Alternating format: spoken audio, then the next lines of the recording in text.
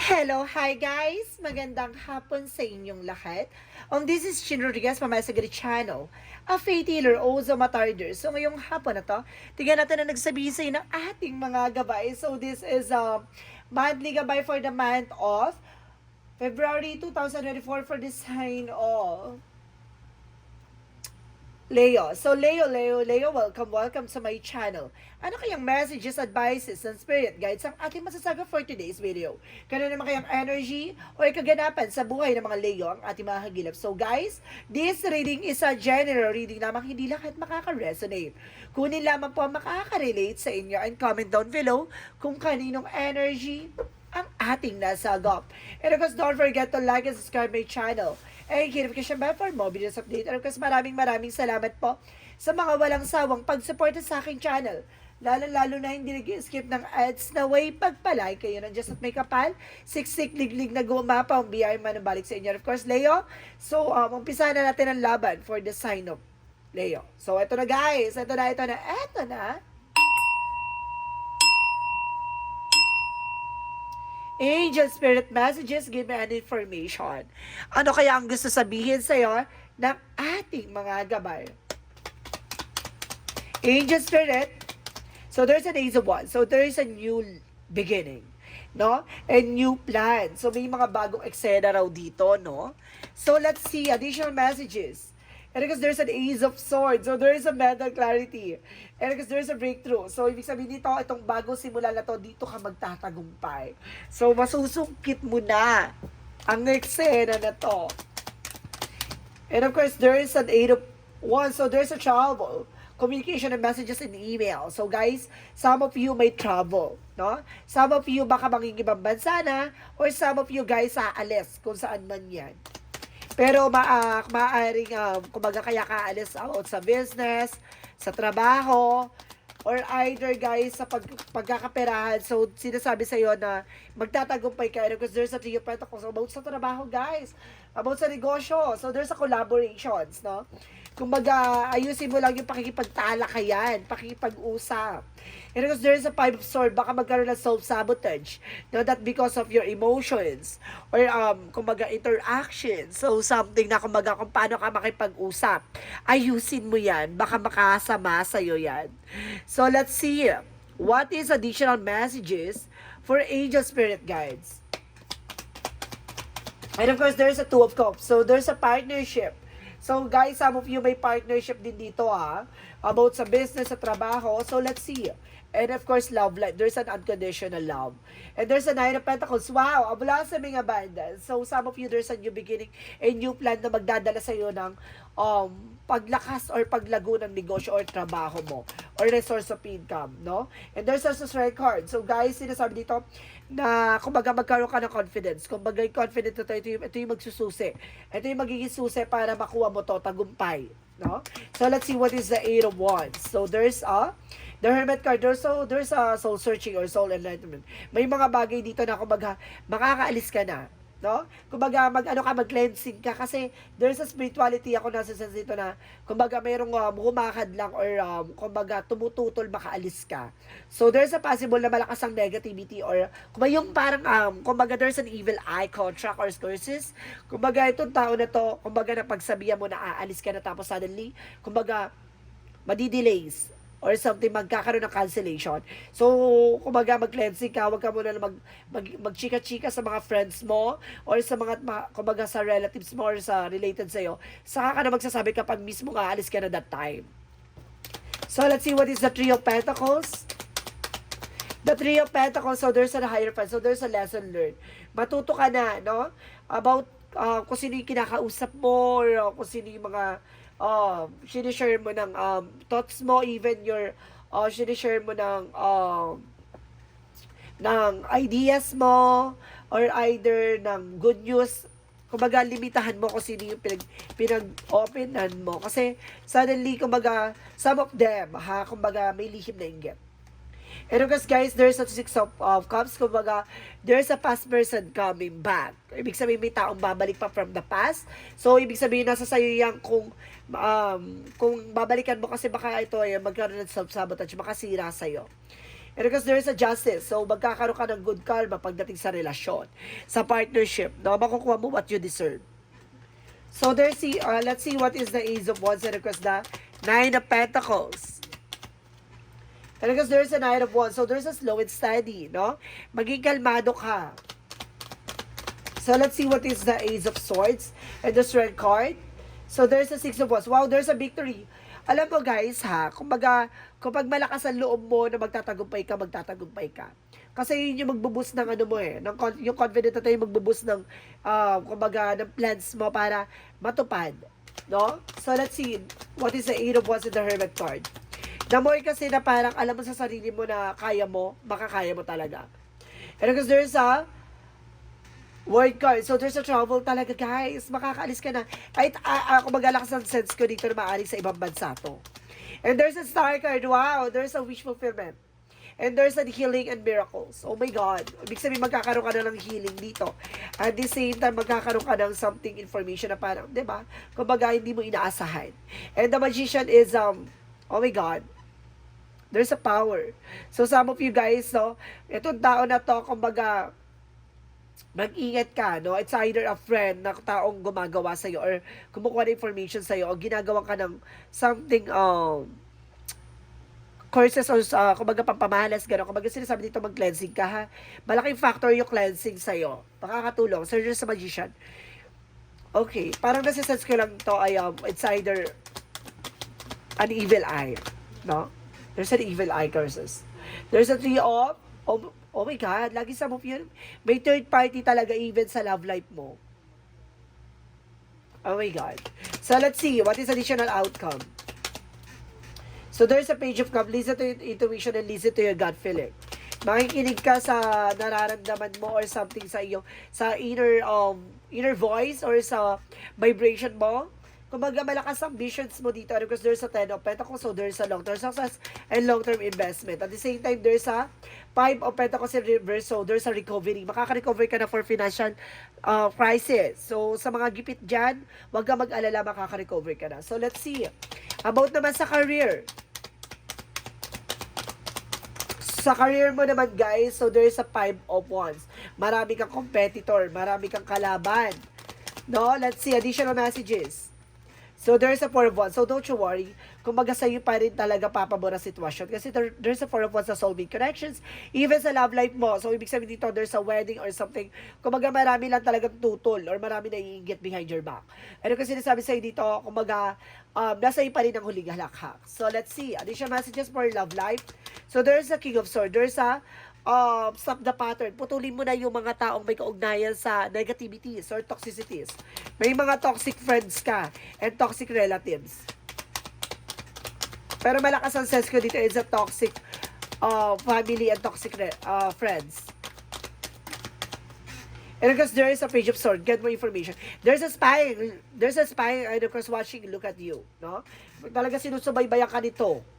Ng tao na to. Additional messages for health. For your health naman, guys, so there's a Two of Pentacles. So there's a balance. And there's a new beginning. So magkakaroon ka ng new beginning because malaking factor ang love life mo pagdating sa health mo. So let's see, what is additional messages for magical fairy messages? For magical fairy messages, get more information. Additional messages. So, there's a travel. Guys, I told you so. May travel ka talaga, guys. Sa laki yun, diba? So,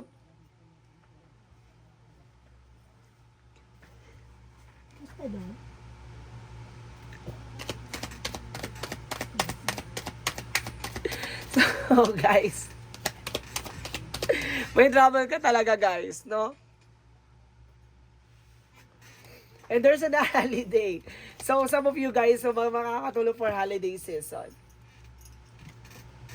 So, there's a vacation. So, it's either na makakapagbakasyon ka sa ibang bansa or either magtatrabaho ka. Or baka business trip, kaya kasama na rin siya sa unwind. And there's a temptation, no? May tukso. Layuan mo ako, no? And there's a healing. Magkakaroon ka ng healing session dito.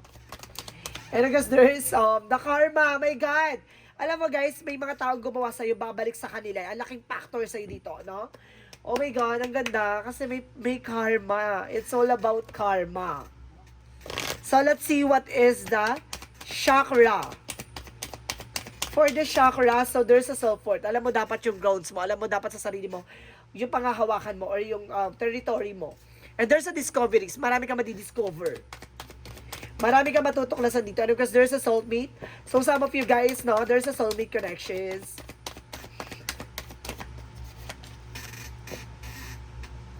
And there's a recovery, I told you, di ba?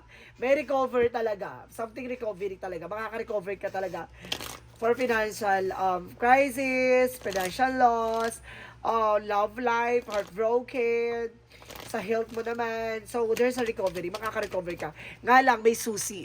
May dapat kang gawin.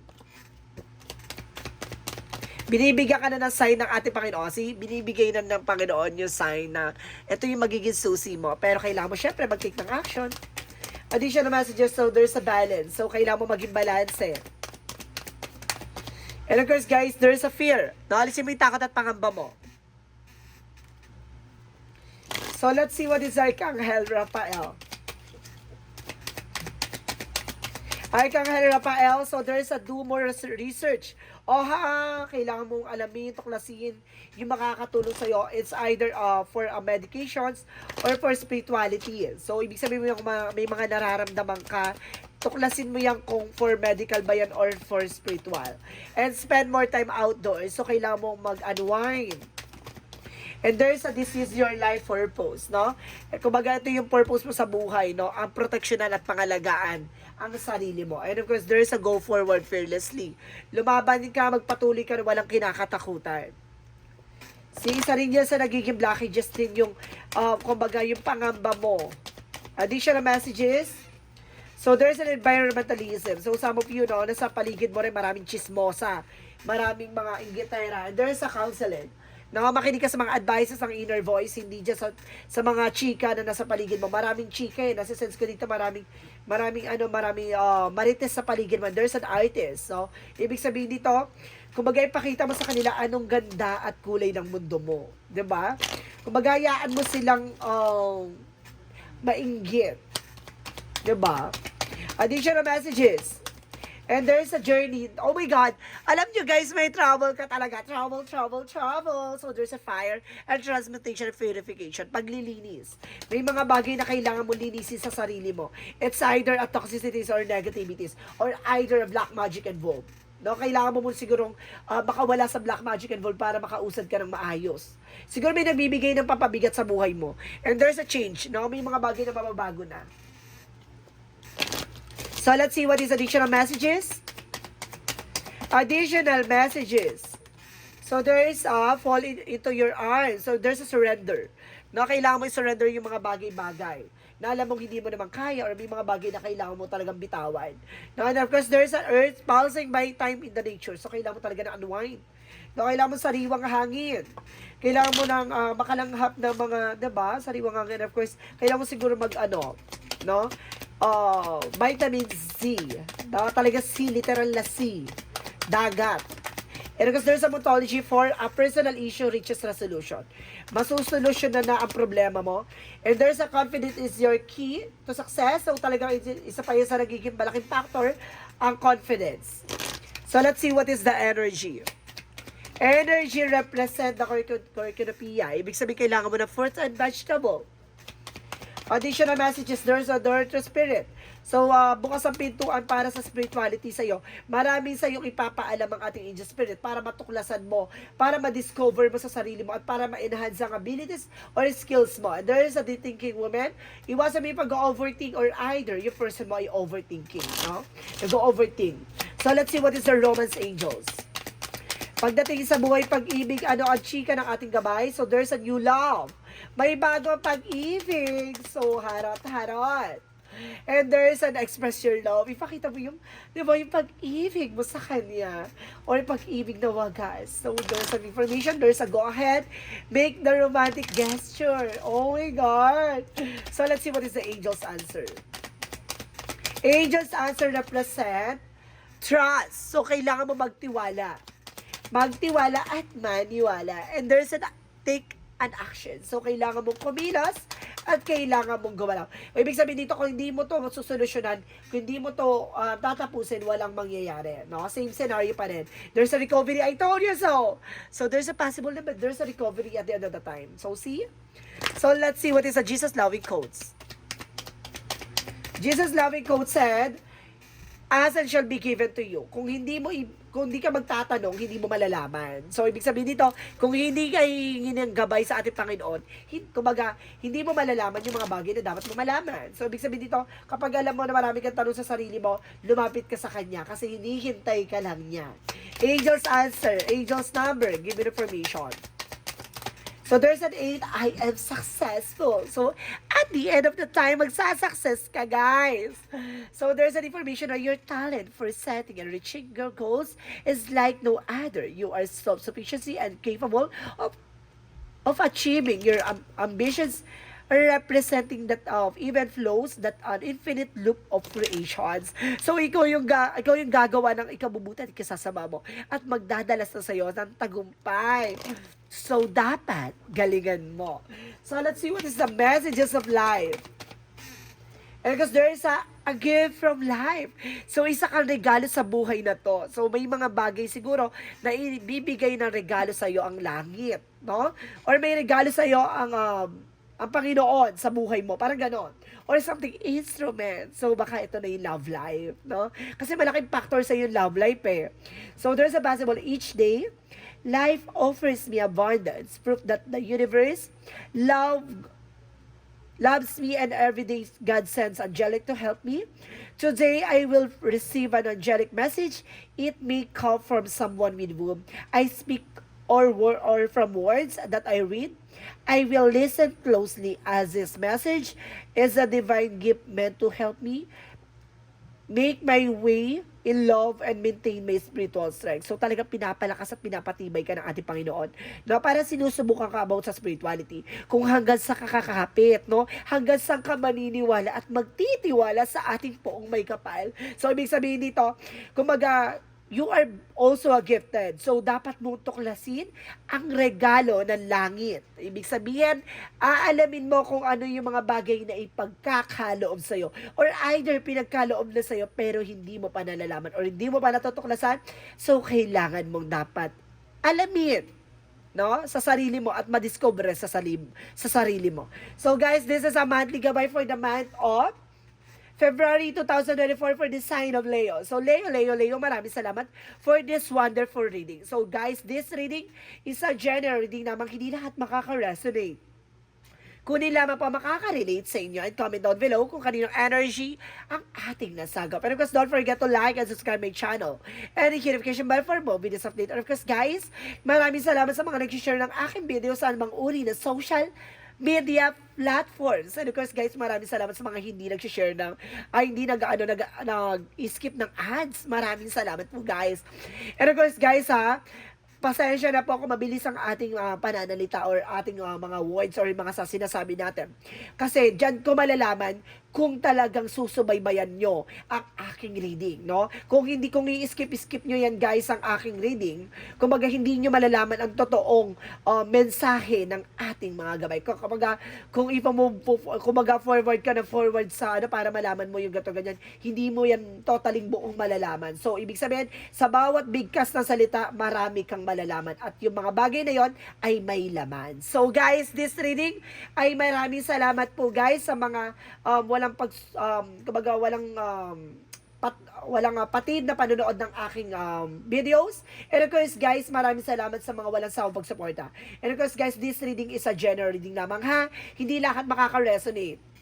Kunin lamang po ang makaka-relate sa inyo and comment down below kung kaninong energy ang ating nasagap. Maraming salamat and see you in the next video. Bye-bye! And babush!